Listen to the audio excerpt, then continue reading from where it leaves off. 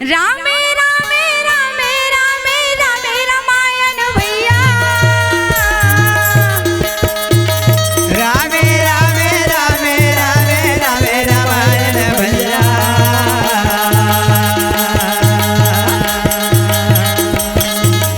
रामे रामे रामे रामे रामे रामायण भैया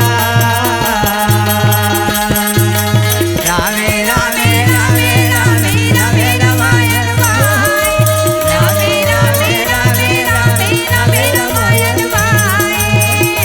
रामे रामे रामे रामे रामायण रामे रामे रामे रामे रामे रामायण ये काका वाह वाह भाई ये पर राजा दुर्योधन जो रहेगा अच्छा वो है भैया अश्वत्थामा के तिलक कर दे है कर दे और वो लोग कौरव सेना के सेनापति बना दे है बना दे अश्वत्थामा मन मन में ठान ले है ठान ले कि आज तो मैं हाँ जरूरी है पांडव सेना के मुड़िया मेट करके रख दूं लेकिन रात्रि के बेरा हो गए रहे रागी हो गए है और कुरुक्षेत्र मैदान में अच्छा कुरुक्षेत्र मैदान के लड़ाई में नियम रहे कि रात्रि के बेरा हो तार ककरो ऊपर बाण नहीं चलावे यही कारण ले अश्वत्थामा कृपाचार्य और कृतवर्मा तीनों रथ घोड़ा सजा धजा के निकल गए और जाके बीच जंगल में भैया अच्छा जौन कर पांडव मन के शिविर रहे वही करा डेरा डारे हवे डारे और बीच जंगल में जब जावे भैया अच्छा तो घना घोर जंगल में कारी अंधियारी रात के बेरा में एक टन वट वृक्ष के नीचे में अमन बैठे रहे तो अश्वत्थामा के नजर हम पड़ गए और परे तो भैया देखे कि एक टन उल्लू जो रहे वो गजब बेल ले कौवा के झुंड ला ताकत रहे कौवा जो खोंदरा बनाए रहे वो ला देखत रहे और जैसे वो कर नींदा परे रहे कौवा मन के उल्लू आके झपटा मार दी और वो कर मन के प्राण हा गवा गए ककरो सिर कटे है ककरो पंख टूटे है कोनो अपन महतारी से बिछड़ गए कोनो अपन बाप पर रोवत कोनो महतारी ला देखत कोनो लइका रोवत भाई वाह भाई वाह वो कौवा मन के ये हालत हो गए रहेगा बड़ा व्याकुल हो गए व्याकुल हो गए वो मन हा अब यदि अश्वत्थामा बोला देखी तहां लेकरो मन में पाप छा गए और मन में पाप छाई तहां का कथे आज तो पांडव वाला यही प्रकार ले जोन प्रकार ले उल्लू हा इकर ऊपर हमला करे है सोई ऊपर में हमला करे है वही प्रकार ले मैं भी पांडव मन सोई रही तैसे ऊपर ऊपर में बाण चला दूं और बाण चला के मैं बदला ले लूं कहे भैया यही मन में एकर पाप समाये रहे तो भैया कहीं भी लड़ना आसान हैगा कलयुग में लड़े पर कोई नियम धियम नहीं लगे नहीं कोहा वाले कोहा से पकड़ा वाले पकड़ा से अरे डंडा वाले डंडा से लड़ते तो लड़े पर घलो नियम लगते काका नहीं लड़े पर घलो समझे लगते का कि थोरागी समझे लगी भाई ऐसे कैसा समझे लगते लड़े के पहले समझ लेना भैया लड़े के पहले समझ लेना लड़े के पहले समझ लेना भैया लड़े के पहले समझ लेना लड़े के पहले समझ लेना भैया लड़े के पहले समझ लेना लड़े के पहले समझ लेना भैया लड़े के पहले समझ लेना तोला जाने बलवा लड़े के पहले समझ लेना तोला जाने बलवा लड़े के पहले समझ लेना बलवान लड़े के पहले समझ लेना तोला जाने बलवान लड़े के पहले समझ लेना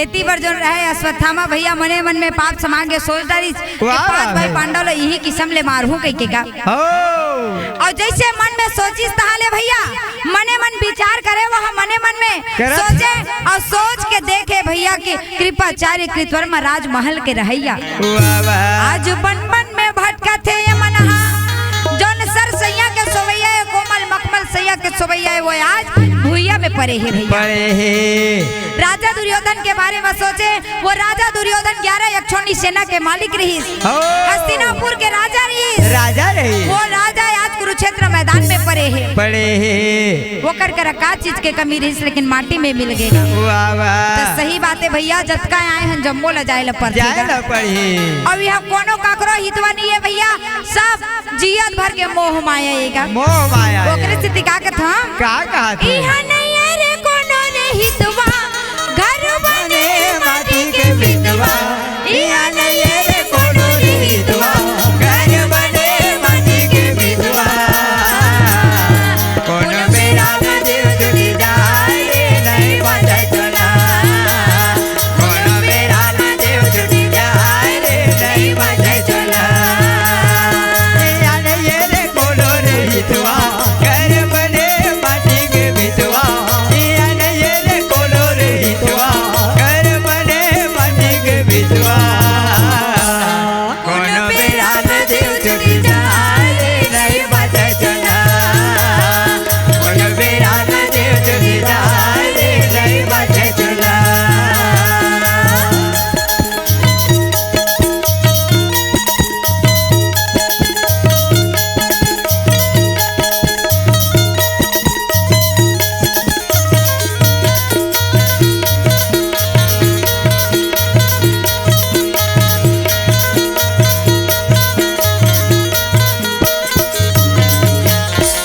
रंग रंग के वल्ला बढ़ाएगा पल्ला बढ़ाएगा लाले परदेसी माँ ये रंग रंग के वल्ला बढ़ाएगा पल्ला बढ़ाएगा लाले परदेसी माँ लागे बीमारी लोकल के बने गए रंग मोले चला लागे बीमारी लोकल के बने गए रंग मोले चला या नहीं ये रे कोनो रे हितवा घर बने माटी के बितवा या नहीं ये रे कोनो रे हितवा घर बने माटी के बितवा कोनो मेरा दिल जुड़ी जाए नहीं बचा चला कोनो मेरा दिल जुड़ी जाए नहीं बचा चला।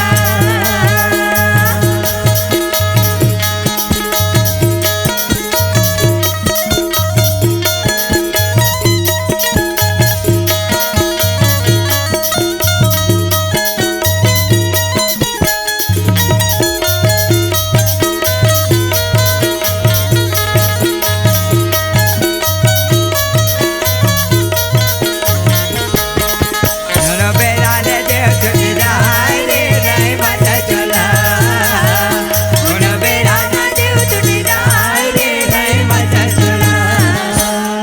अश्वत्थामा जो रहे अपन विचार ला बताए वो मन ला भैया अच्छा। वो मन जागे वो कर विचार ला सुने और सुन के कहते भैया क्षत्रिय धर्म में कोई भी व्यक्ति यदि सोए है वो कर ऊपर में बाण नहीं चलाया जाए वाह वाह काकर काकर ऊपर में बाण नहीं चलाया जाए एक बार मोर से मैंने ध्यान लगा के सुन ले सुन अश्वत्थामा ले कहते यदि कोई व्यक्ति सोए है वो कर ऊपर में बाण नहीं चलाए वाह भाई वाह यदि कोई व्यक्ति डरे हुए वो कर ऊपर भी बाण नहीं चलाया जाए नहीं चला यदि नहीं कोई अंधा है यदि कोई गुरु है माता है ओ यदि कोई स्त्री है यदि कोई राजा है यदि कोई असावधान रूप से है वाह वो कर भाई ऊपर वाह में बाण नहीं चलाए जाए भैया। नहीं चलाए जाए अश्वत्थामा वो कर बात ले बिल्कुल भी नहीं समझी अच्छा अटके कहते कि मैं एक क्षत्रिय हूँ और मोर काम है आज पांडव मल्ला मार गिराना वाह वाह यही कारण है यदि तुम मल्ला मोर संग देना है तो मोर पीछे पीछे चले आओ अन्यथा नहीं देना तो आप मन यही विश्राम करत रहो। वाह भाई वाह भैया तीनों संग पहली ले धरे रहे आप संग कैसे छूट जाती है ओ जोन प्रकार ले 6 अग्नि ले मिल के यज्ञ संपन्न होते भैया रमणीय छत्र गृति व्युष्टि द्विपात्र 10 पे वही प्रकार ले मन तीनों सहपाठी ये प्रकार ले संग जुड़े रहे अभी कर संग जुड़े ले ही पांडव मन के विनाश हो ही तीनों जन रथ रथ घोड़ा सजा धजा के निकले और निकल के एक दूसरा देखे भैया, एक दूसरा देखत वो मन जावे। वाह भाई वाह। अब वो तिवर भगवान कन्हैया गंधारी के पास में गे रहेगा। अच्छा, वो कन्हैया गंधारी के पास में गे रहे अश्वत्थामा के जैसे विचार ला जानिस भैया। वाह वाह। वो मुरलीधर कन्हैया तुरते वापस आगे आए तो तोर मुरली में का जादू कन्हैया, तोर बंसी में का जादू हैया, तोर मुरली में का जादू कन्हैया, तोर बंसी में का जादू हैया, तोर मुरली में का जादू कन्हैया, तोर बंसी में का जादू हैया, तोर मुरली में का जादू कन्हैया, तोर बंसी में का जादू हैया, तोर मुरली में का जादू हैया,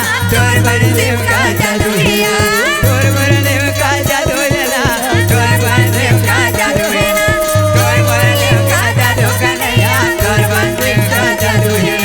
तोर मुरली में का जादू हैया, तोर बंसी में का जादू हैया,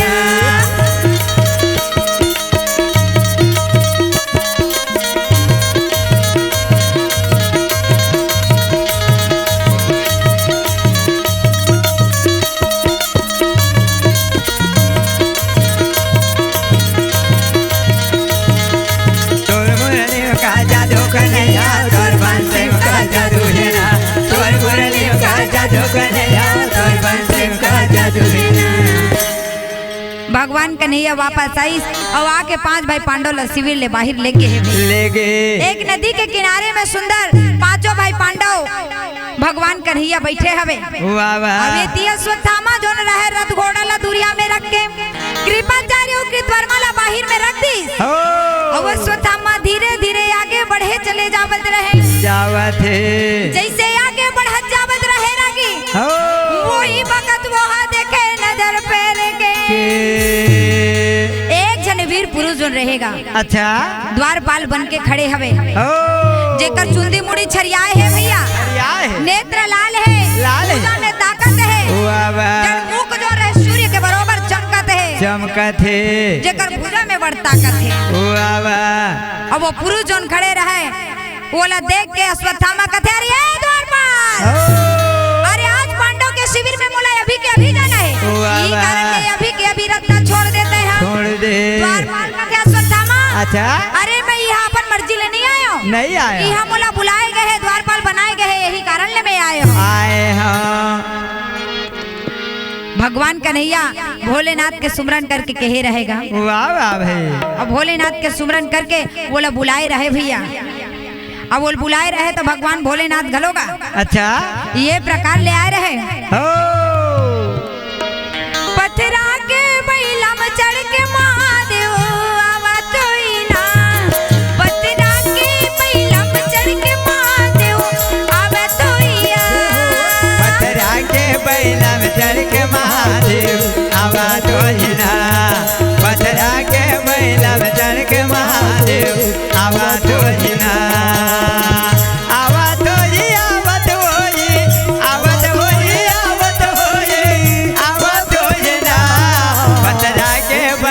चढ़ के महादेव आवा तोइना, पथरा के बैला में चढ़ के महादेव आवा तोइना।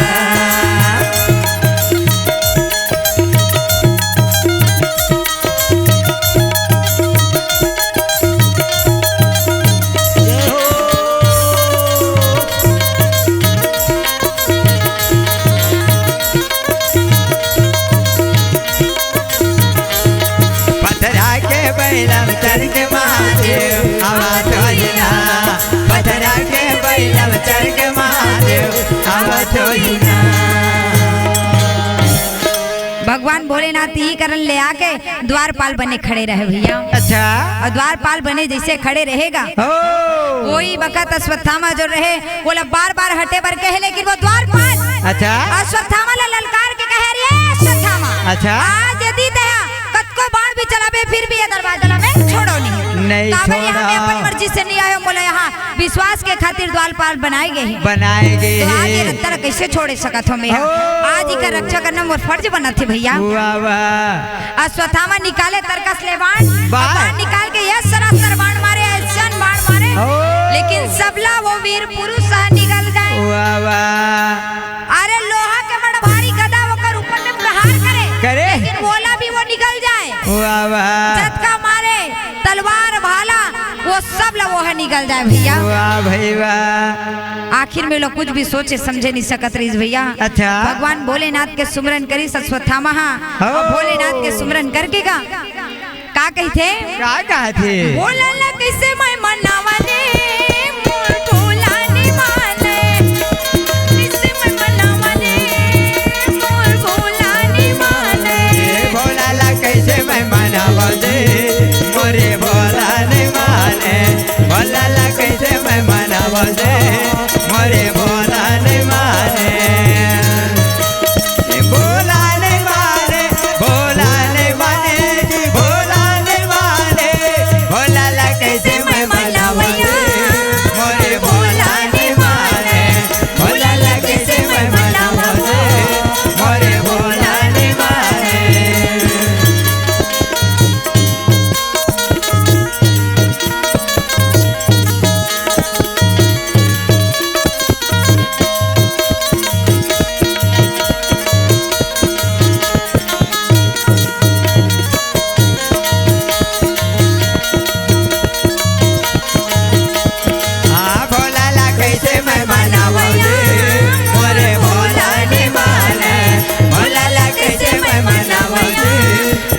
भोला ने माने।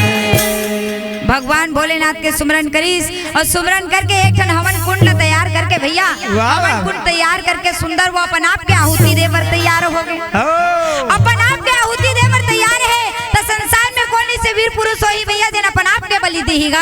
वाह भाई वाह। ये रागी मैं कहा कि थो अपन आप के बलि दे देबे कहा के थोगा कहा देबो भाई है ना जियत के मोह भारी है जियत के मोह भारी है कोनो अपन आप के बलि नहीं दे भैया नहीं दे मैं कथा ये तबलाहा बलि दे देते कहा कि थोगा अब वो खरी इच्छा हो ही दे सकत है ऐसे है तो अपन आप के बलि कोनो नहीं दे भैया लेकिन अश्वत्थामा हवन कुंड तैयार करके अपन आप के आहुति देवर तैयार है देवर तैयार और है दोनों हाथ ले भगवान के सुमरन करे और सुमरन करे वही वक्त भगवान शंकर जो रहे भैया ये प्रकार ले बड़े बड़े राक्षस ने प्रकट करा थे भगवान विष्णु नारायण ने प्रकट करा थे चारों पूरा देखे तो कई नारायण कई लाख नारायण भगवान रहे बड़े बड़े राक्षस रहे जेकर हाथ में एक हाथ में तलवार रहे तो एक हाथ में धनुष बाण रहे ककरो मुड़िच मुड़ी रहे तो ककरो गोड़ेच गोड़ रहे। वाह वाह भाई ऐसा निसर राक्षस मार भूत परे बरोबर मार चुपरेगा। वाह भाई वाह। राखल ला चुपरे भगवान शंकर के संग में रहे भैया और भगवान शंकर के संग में रहे वो जम्मू ला देखे और देख के अश्वत्थामा अपन आप के आहुति जब देवे दोनों हाथ ले जोड़ के गा। वाह भाई वाह। और काकी थे भैया क्या कहा थे ये बोला ये बोला ये बोला दोवा दोवा चाउर चढ़ावा तोला दे दे वरदान मोला शिव शंकर बोला दे दे वरदान मोला शिव शंकर बोला दे दे वरदान मोला शिव शंकर बोला ए बोला ए बोला ए बोला दोवा दोवा जाऊर जगाव तोला दे दे वरदान मोला शिव शंकर बोला दे दे वरदान मोला शिव शंकर बोला।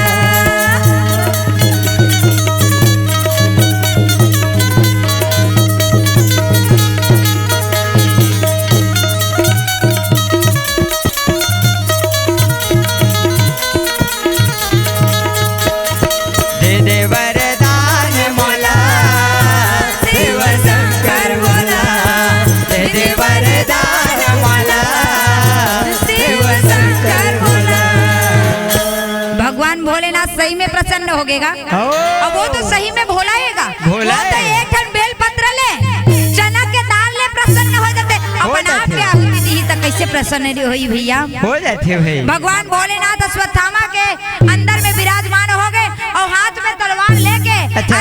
एक प्रकार ले दौड़त आगे बढ़त चले जाए भैया कि वो कर शिविर में एक हाथ में मसाल ले ली से एक हाथ में तलवार और तलवार लेके जतका रहे रे रटपट्टा अच्छा ककरो सिर काटा थे ककरो गोड़ काटा थे ककरो हाथ काटा थे ककरो पेट काटा थे अरे अपन अपन ले मारे में लगे हवे वो भैया और जाके शिखंडी के गला ला तुलो हाथ ले दबालिस और दबाइस तो वो कर प्राण हाथ छूट गए, धृष्टद्युम्न के प्राण हा गलो छूट गए भैया।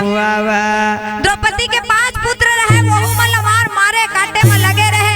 अपन अपन ले सैनिक मन कहते भैया, अपन अपन ले कहे भागो रे भागो, अरे भागो रे भजनी तो मैं काबर भागूगा, तोरो गलल काट दी काले में भाई। अरे मैं बात ला बतावत हूँ, महाभारत कथा ला सुनात हूँ, द्वापर युग की बात लगा। अच्छा अश्वत्थामा हाथ में तलवार लेके जब गिरे तपन अपन ले कहे भागो रे, काबर मानो ऐसे लगत रहे कोई काल आगे है का। वाह भाई वाह, ये प्रकार ले चलत रहे भैया। लोगन मन कहे मानो कोई काल आगे है, सफेद वस्त्र धारण करके मुख ये प्रकार ले वकर काला नेत्र लाल ऐसे उमल प्रतीत होवत रहे भैया। वाह वाह, कई जन मन कहे पांडव मन के चाल ला देखो, अरे हमन ला मरवाए खातिर आए हैं। तकत को मन कहे भैया पांडव मन कभी ऐसा नहीं करे सकेगा, पांडव मन कभी हमर प्राण ला नहीं गवाए सकेगा। अपन अपन ले रोवे भैया, अपन अपन ले एक दूसर ल देख देख के एक दूसर के ऊपर में लाश पड़े रहे, रक्त के नदी बहावत रहे भैया। और रक्त के नदी बहावे ओकरे स्थिति में का कहत होगा, ये मानव जोनी हा बड़ा मुश्किल से मिलते भैया। ओकरे स्थिति का कहत हम बता दे भाई। मनुष्य जन्म मनमोल रे, मिट्टी में ना रोल रे, अब जो मिला है फिर ना मिलेगा, कभी नहीं कभी नहीं कभी नहीं। मनुष्य जन्म अनमोल रे, मिट्टी में ना रोल रे, अब ना मिले फिर ना मिलेगा, कभी नहीं कभी नहीं कभी नहीं ना।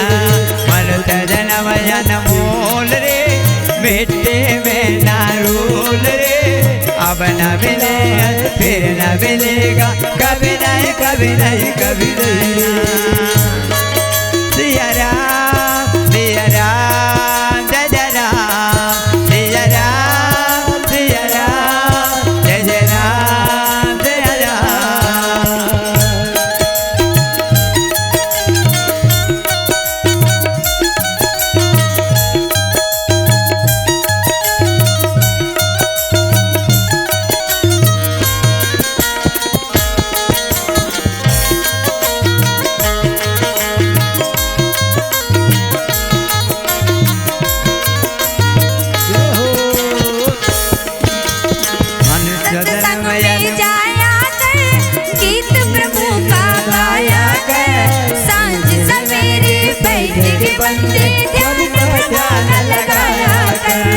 कृष्ण भजन तू गाया कर, प्रभु से ध्यान लगाया कर, कृष्ण के नाधिर बंदे हरि से ध्यान लगाया कर। हरि बोल हरि बोल हरि बोल हरि बोल हरि बोल हरि बोल हरि बोल हरि बोल। ये प्रकार ले अश्वत्थामा उकत प्राण लगवावे भैया। पूरा पिट्टा मार के वो मतलब वापस आवे, 2-4 जन कहूँ बचे रहे, बोला कृपाचार्य और कृतवर्मा मन हा प्राण गवावे, वो बाहिर में वो मन खड़े रहे और सब मार के तीनों जने अश्वत्थामा कृपाचार्य कृतवर्मा तीनों जने अलग अलग दिशा में गए भैया, अलग अलग दिशा में गए व्यक्ति।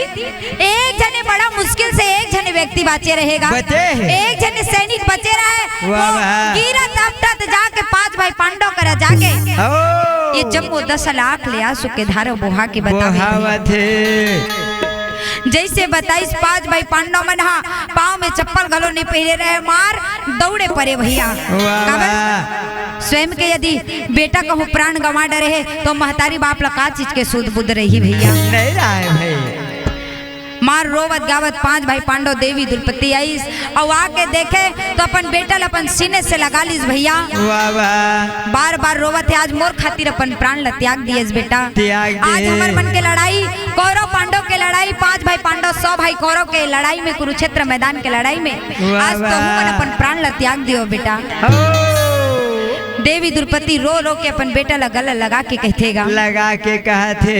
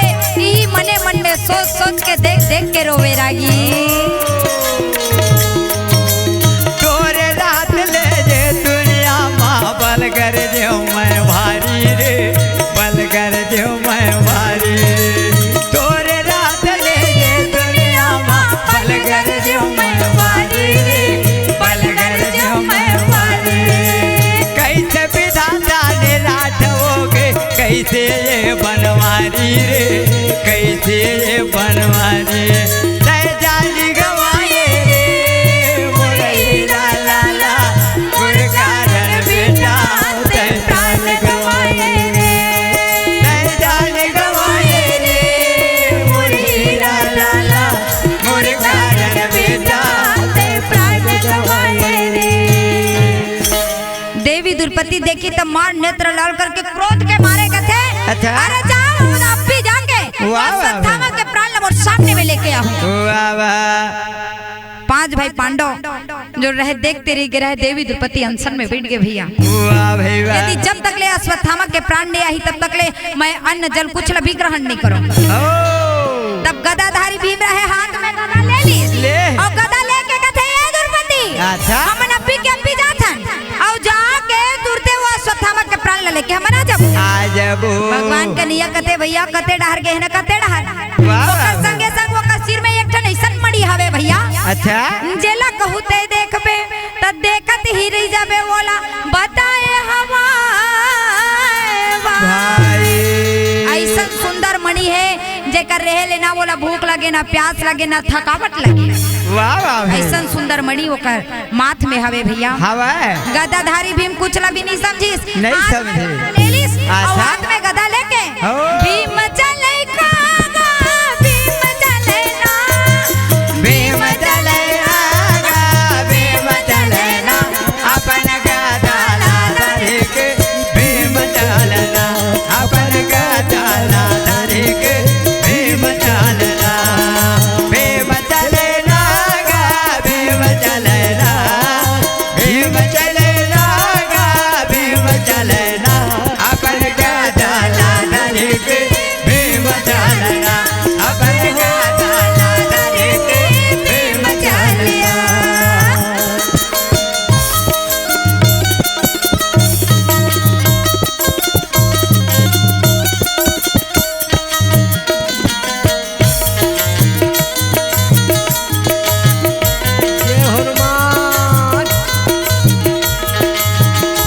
अपन गदा धरे के भीम चलिया अपन गदा धरे के भीम चलिया। ये काका गदाधारी भीम निकल गए एकदम ओकर पाछू पाछू पांव के चिन्हा ला रथ घोड़ा के चिन्हा ला देखत भैया। अच्छा अब एती पर भगवान का नैया कथे अर्जुन अच्छा अरे अकेले जन जा बंदे वाला वाह अरे का भाई वाह। पता होती के जन हमें ना के जन भैया कहू संग में कहू साथी रखे हुई ओकर प्राण नहीं बाजे के है नहीं बाजे। यही कारण ले ओकर पीछे पीछे चल हम मन चल दे थन एती पर अर्जुन जो रहे धर्मराज जो रहे नकुल सहदेव भगवान का नैया वाह भाई वाह। रथ घोड़ा सजा धजा ली और रथ घोड़ा सजा धजा के निकल गए भैया निकले तो आज राजा दुर्योधन के खातिर गा वाह वाह पांच भाई पांडव मन बन बन में गिंजरा थे बन बन में भटका थे अपन प्राण गवावा थे दुख ल सहा थे कष्ट ल सहा थे भैया। वाह वाह तो ये महाभारत में भैया भाई भाई के बीच में एक जमीन के लिए उमन लड़ाई हो गई भैया। हो गए है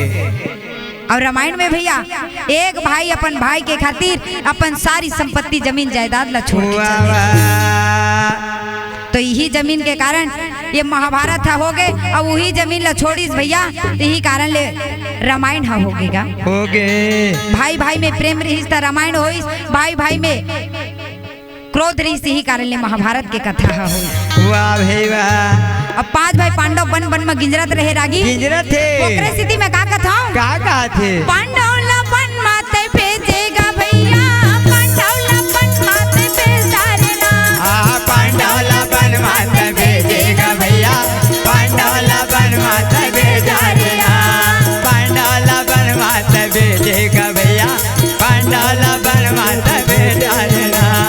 सुन ले न कहना न मान लेना भैया सुन ले न कहना न मान लेना भैया मांगे वचन पूरा कर डालिया।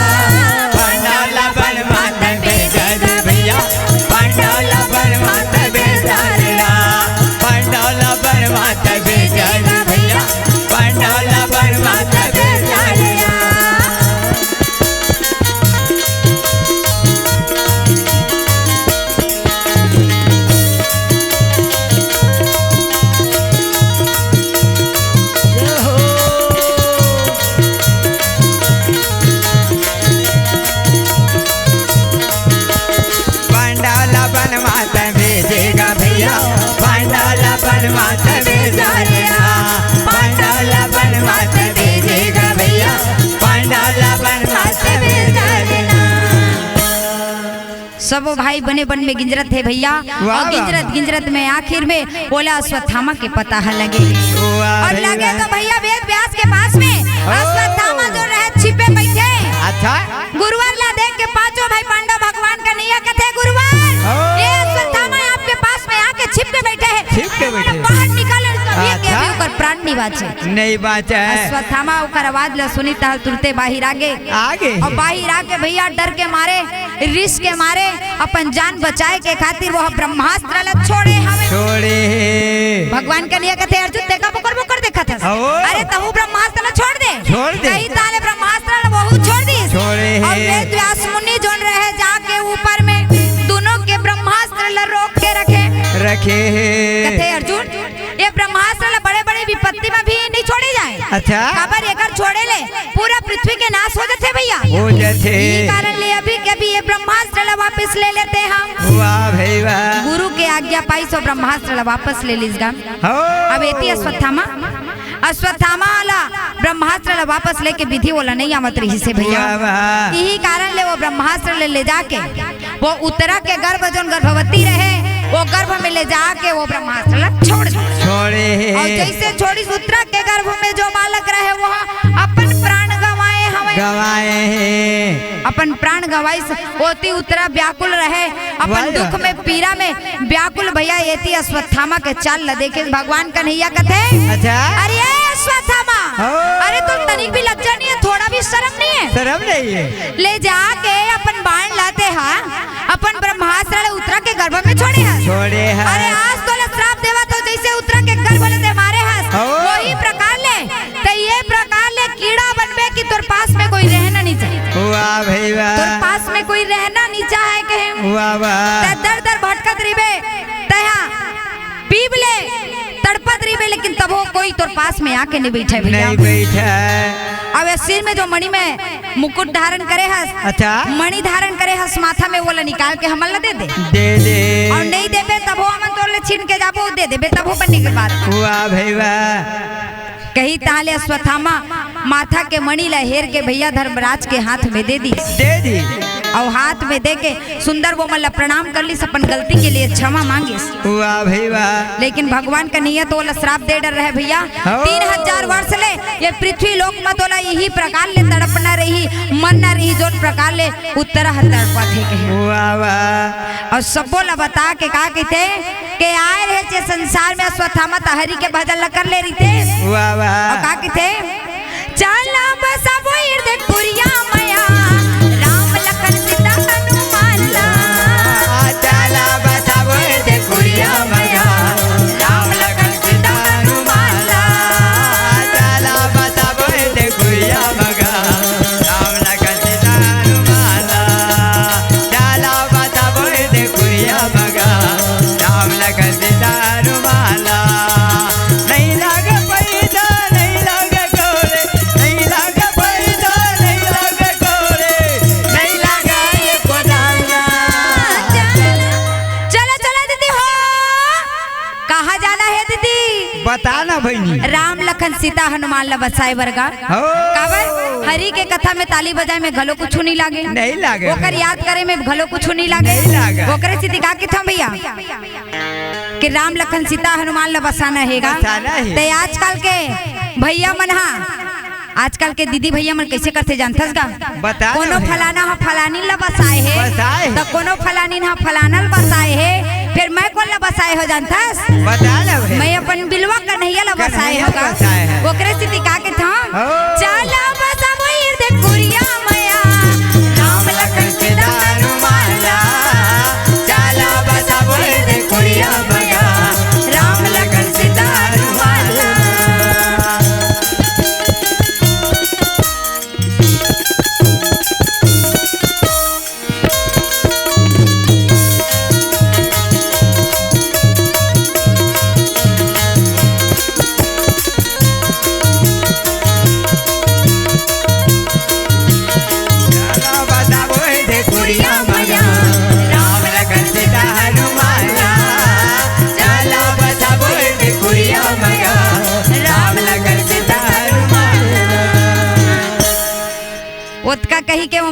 भैया अवेती बरा के मणिला देवी द्रौपदी के हाथ में दी। देवी द्रौपदी जो रहे बड़ा प्रसन्न हो गए मणिला पाके। 5 भाई पांडव भगवान कन्हैया गे रहे, लेकिन तब हो देवी द्रौपदी सबले ज्यादा गदाधारी भीम के बड़ाई करे थे। काबर वोकर भुजा में बड़ ताकत है का। एक कड़ाही साग, एक बट लोहीदार, एक हांडी भोजन हा ओकरे चाहे ओकरे ओकर भुजा में बड़ ताकत है, बहुत ताकत है भाई। गदाधारी भीम के भुजा में सही में ताकत है भैया। ओकरे स्थिति ना गदाधारी भीम बहुला परसन है। ओकरे स्थिति वाला का के था जानथस? बता रे भाई। गदाधारी भीम ला का के था तोर भुजा में का ताकत है ना द्रौपदी लाज बचा दिए ना। तोर भुजा में का ताकत है ना द्रौपदी लाज बचा देना। तोर भुजा में का ताकत है ना द्रौपदी लाज बचा देना।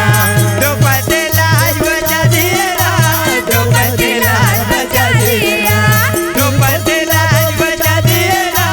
द्रौपदी लाज बचा देना।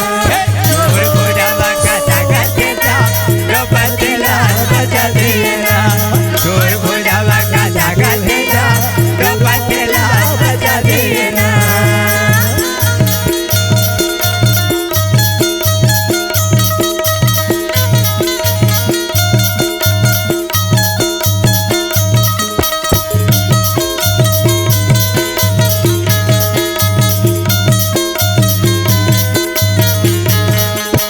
तोर भुजा में का ताकत है ना द्रौपदी लाज बचा देना। तोर भुजा में का ताकत है ना द्रौपदी लाज बचा देना। भगवान कन्हैया जो रहे उत्तरा के पास में पहुंच गए। अब पहुंच के एक बार बस हाथ फेरे भैया। वाह वाह। अब ओकर गर्भ ले जो बालक जन्म ले रहे मृत अवस्था में वो बालक जो रहे प्राण आ गए वो माँ। वाह वाह। यही कारण ले पूरा कुरुक्षेत्र मैदान के लड़ाई के बाद में वो बालक जन्म ले है। यही कारण ले वो कर्नाल परीक्षित धरे है भैया। परीक्षित और बार है। बार सब जन भगवान कन्हैया के बड़ाई करत है, गुणगान करत है। करत है। भगवान कन्हैया के बड़ाई करे, गुणगान करे भैया। अब एती बार देवी द्रौपदी जो रहे समय बीता थे रागी भैया। अच्छा। देवी द्रौपदी एकदम मूल फुलोय बैठे रहे। फूलों बैठे हैं। गदाधारी भीम का दे द्रौपदी। अच्छा। तोला का होगे काबर रिसांगे हंसो। भारी रिसात है भाई। देवी द्रौपदी ना होके ना भूके। वाह वाह। गदाधारी भीम कते काबर रिसांगे सेला बताबे। बताबे। वो काली हमार रातकन के झगड़क सीते थे नाराज हो गए रे इसका। अच्छा। देवी द्रौपदी का के थे मैं तो नहीं जानो गजमोहन रतिया के झगड़ा नहीं जानो। मैं तो नहीं जानो गजमोहन रतिया के झगड़ा नहीं जाना। मैं तो नहीं जाना गजमो रतिया के झगड़ा नहीं जाना। मैं तो नहीं जाना गजमो रतिया के झगड़ा नहीं जाना। के दे रतिया के झगड़ा नहीं जाना। के दे रतिया के झगड़ा नहीं जाना। के दे रतिया के झगड़ा नहीं जाना। मैं तो नहीं जाना गजमो रतिया के झगड़ा नहीं जाना। मैं तो नहीं जाना गजमो रतिया के झगड़ा नहीं जाना।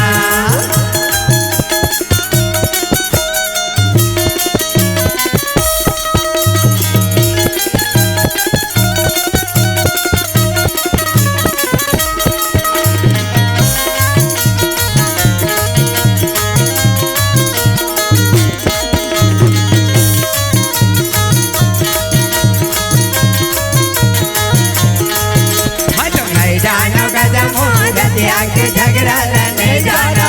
मैं तो नहीं जाना गजमो रतिया के झगड़ा